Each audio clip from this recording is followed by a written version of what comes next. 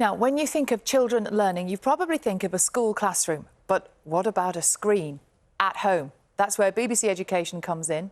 And this month it is celebrating 100 years since the first schools broadcast was aired. Yeah, and over the last century, it's evolved from those early radio programmes to interactive websites like Bite Size, which we remember helped bring lessons during lockdown.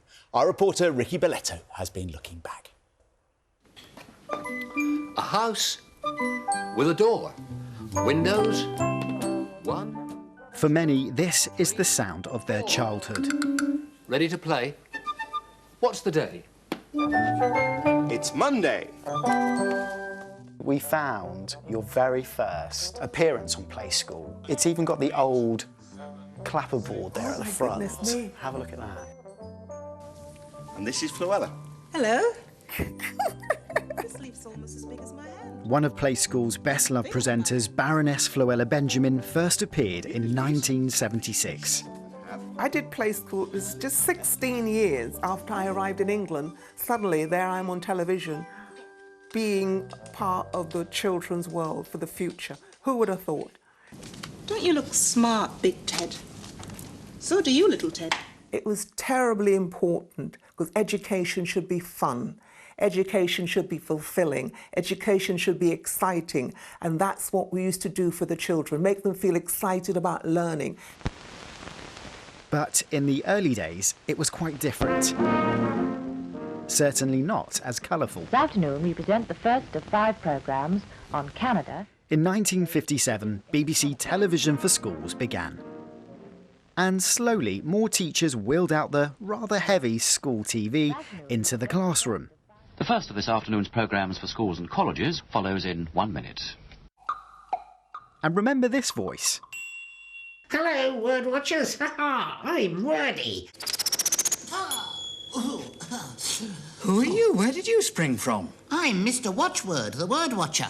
I think after a very short space of time, we realised that Wordy was extremely popular with the children because of the feedback from the teachers and all the schools. But the most important thing was that not only were they being entertained, but they were learning. Hey, word watchers. What makes Martin a real artist? ST does. And while some things definitely haven't changed, look at this. Always wanted to see what's behind there. The way that young people and children get their educational content from the BBC has definitely evolved with the times. As we race into the 90s, technology transforms BBC Education. Bite Size, the online learning portal for young people, is launched. We've got a little page here. There we are. The GCSE Bite Size revision. Becoming even more relevant during the COVID-19 pandemic as schools across the UK closed. The site attracted almost 4 million weekly users. This is the BBC Lite programme. From gathering around the wireless to live lesson streaming on smartboards, a lot has changed in the last 100 years. And it's time for us to go now. Until tomorrow. Bye-bye. Ricky Belletto, BBC News.